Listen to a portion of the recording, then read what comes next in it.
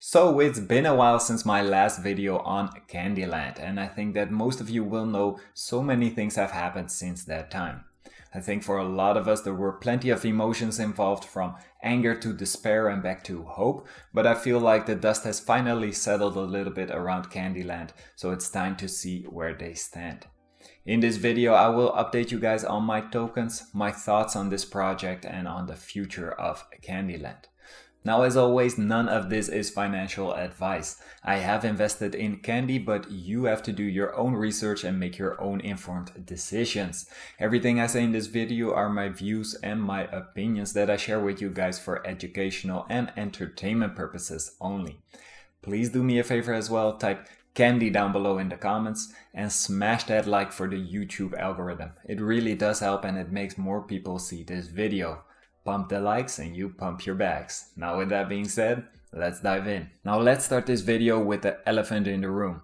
A rogue dev rocked Kandyland 1.0 and I and a lot of other people basically got wrecked. Honestly, it was a shit show and I was pissed.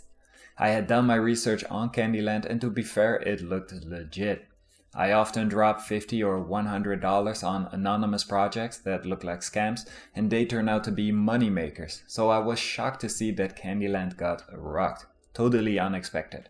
For example, Ring Finance looked shady to me, so I didn't invest in that one, and that basically did a rug pull to zero. So one of the reasons I invested in Kandyland in the first place was that the founder Alec was KYC'd by Assure DeFi. They also had a multi-sig on their main wallet, so it was not an anonymous team, and if they wanted to move funds from their wallet, it had to be approved by multiple people. This gave me the confidence that it was not a rug pull project. When the pre-sale went live for the very first time, I had a few friends over at my house, so I quickly deposited my money on their website without paying too close attention to it, because I was in a hurry. $2,000. It was a large amount and I liked it because I've joined previous pre-sales before in the past and the maximum allocation was always about $500. So knowing that a 10x was possible with the hype that Kandyland was creating at that time, I definitely aped in. Right after, I did have a gut feeling that the website I just deposited my money on looked a little bit shady, and the next morning I woke up, all of the money was gone. I did not know that the wallet they used for the LBE was different from their main wallet and that it did not have a multisig on it.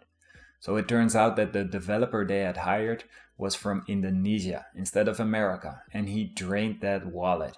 Right now he's probably sitting at the beach with $300,000 in community dollars. The team from Kandyland know now who he really is and they forwarded his information to the local authorities.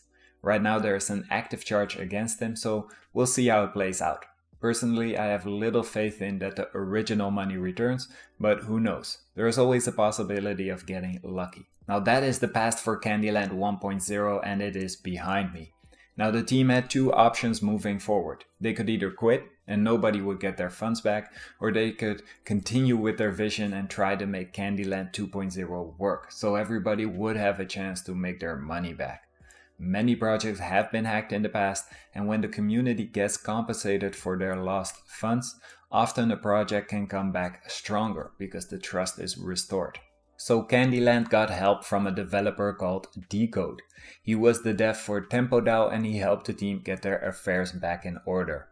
They had to create new smart contracts, get audits for their code, and start raising money again with Liquidity Bootstrapping Event 2.0. Of course, there was zero trust in the team at this point, but they did manage to raise another $250,000, which is quite remarkable to be fair after everything that had happened. With that money raised, they were finally able to start up Kandyland Dao like they should have weeks ago.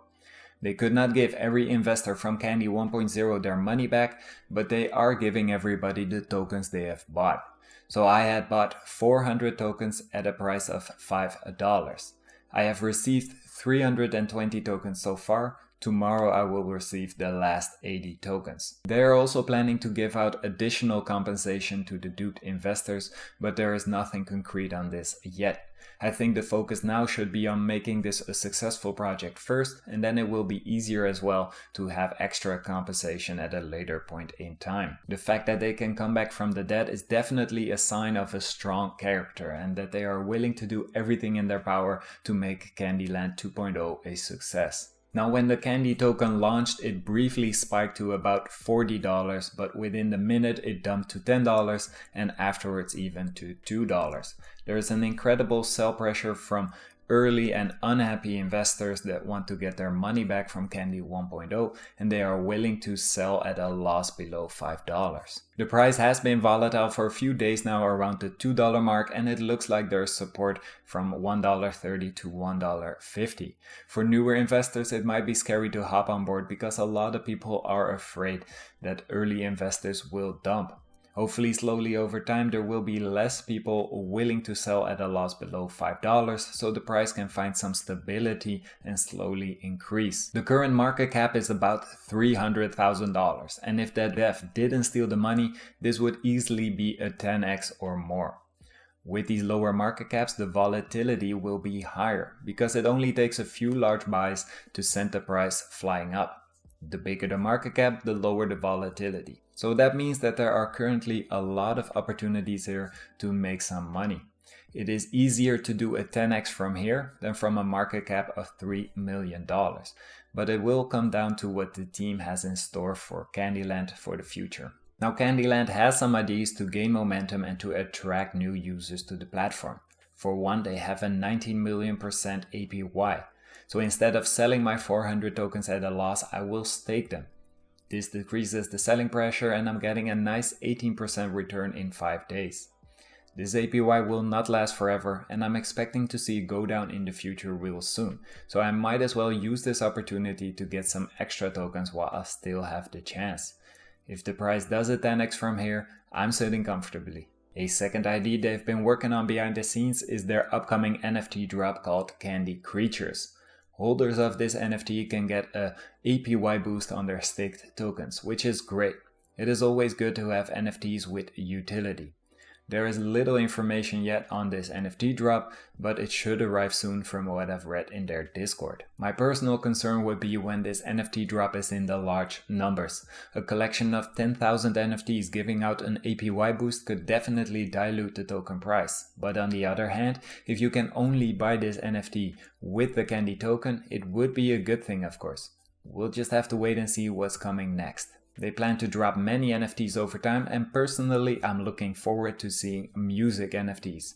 This was originally planned in their roadmap and they already have partnerships with well-known music artists according to their announcements in Discord. A collaboration with artists with millions of followers on social media can definitely set Kandyland back on the map and more. Major influencers have predicted that music NFTs will be the hype of 2022, so I thoroughly hope that Kandyland can properly execute these plans. They will be unique and they will stand out from all the other DAOs. Apart from that, they are in the planning stages of having a play-to-earn based blockchain game. This will of course take a lot of time to develop and it will be something for the future. So on the one hand, Kandyland have made some rookie mistakes, getting rugged by their dev and not having the smoothest launch of their token to say the least. On the other hand, they have some great ideas for the future and they have the possibilities to turn the ship around in a positive direction. I think every day is a learning curve for this team, but they are still there and they are still trying to make a success out of Kandyland. Mentally, I had said goodbye to my $2,000 right after the rock, so I will not be selling my Kandy tokens now at a loss. My initial investment of $2,000 is currently worth about $700, but I still have enough confidence in the team to leave it staked for a couple of weeks. They aim to have a token price of $7.50 in that time frame, so we'll just have to wait and see what happens in the future. Normally having the NFT drops and the coverage from bigger YouTube channels should send the price flying back up. So I will be patiently waiting either to $0 or who knows, maybe even a $50 token price in the future. I sincerely hope that Kandyland has learned from the mistakes in the past and that they have a smooth ride from here on out. Having a successful NFT drop would be great for the trust and the confidence in the team, and they can definitely use a break from all the negativity. Alright guys, this was it for this video. Let me know in the comments if you still have faith in Kandyland. Drop a like to smash that YouTube algorithm and to get more people to see this video. Subscribe to the channel if you haven't done so, and I will see you all in the next vid. I'm out. Peace!